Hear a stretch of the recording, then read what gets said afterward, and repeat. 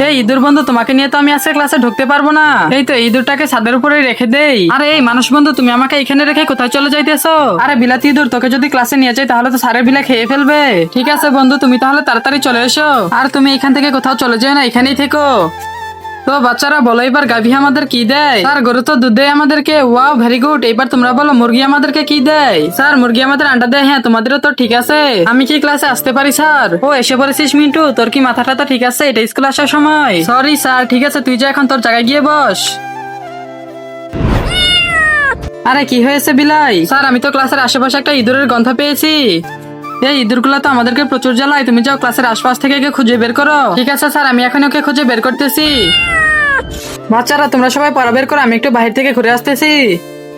আরে আমার এই মানুষ বন্ধু, আরে তুমি আবার ক্লাসের ভিতরে এসে পড়ছো কেন?